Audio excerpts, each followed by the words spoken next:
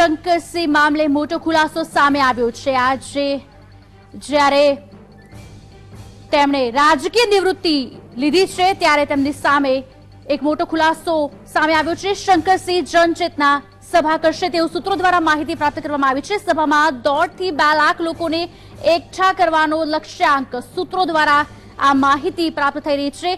આજે જ્યારે તેમણે રાજકીય નિવૃત્તિ લીધી છે,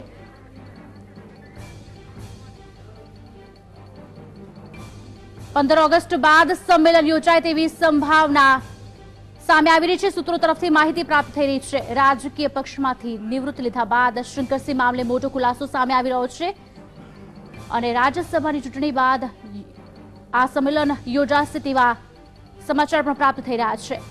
શંકરસિંહ જનચેતના સભા કરશે તેવું સૂત્રો તરફથી માહિતી પ્રાપ્ત થઈ રહી છે। આજ અંગે વિગત આપશે અમારા સંવાદદાતા હિતેન્દ્ર બારોટ અમારી સાથે જોડાયા છે। હિતેન્દ્ર, આજની તારીખ બાદ એટલે કે આજના દિવસ બાદ નવો મોટો ખુલાસો થવા જઈ રહ્યો છે અને સંમેલન યોજાશે તેવું સૂત્રો તરફથી માહિતી પ્રાપ્ત થઈ રહી છે। શું વધુ વિગતો છે? બાપુ દ્વારા 15 ઓગસ્ટના રોજ ધારાસભ્ય પદેથી રાજીનામું આપ્યા બાદ તેઓ સક્રિય રીતે ગુજરાતની સામાજિક રીતે સક્રિય જોવા મળશે। ખાસ કરીને જોવા જઈએ તો ગુજરાતના દલિતો, પછાતો, શ્રવણો આ તમામ વર્ગ માટે તેઓ લડવાના છે। ખાસ કરીને જોવા જઈએ એના ભાગરૂપે જ એમના દ્વારા જનચેતના સંમેલન અમદાવાદના જીએમડીસી ગ્રાઉન્ડ ખાતે યોજવામાં આવશે, જેમાં લાખોની મેદની ભેગી કરવાનું પણ એમનું આયોજન છે। ખાસ કરીને જોવા જઈએ તો 1.5 થી 2 લાખ લોકો એ અમદાવાદના જીએમડીસી ગ્રાઉન્ડમાં એકત્રિત કરશે, જેમાં તમામ સમાજના લોકો સાથે એમની જોવા મળશે।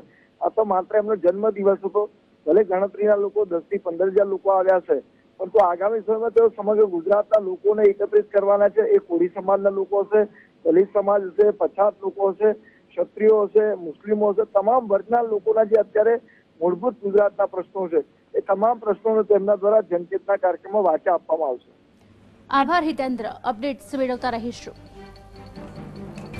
તો શંકરસિંહ જનચેતના સભા કરશે તેવું સૂત્રો તરફથી માહિતી મળી રહી હતી અને ખાસ કરીને 15 ઓગસ્ટ બાદ આ જનચેતના સભા કરાશે અને તેમાં 1.5 લાખથી વધુ લોકોને એકઠા કરવાનો લક્ષ્યાંક હાલ સેવામાં આવી રહ્યો છે। જો આજના સંવેદના સંમેલનમાં જ ઘણા બધા લોકો એકઠા થઈ શકતા હોય તો ત્યારબાદ કેટલા લોકો એકઠા થઈ શકે છે તે પણ જોવા રહ્યું।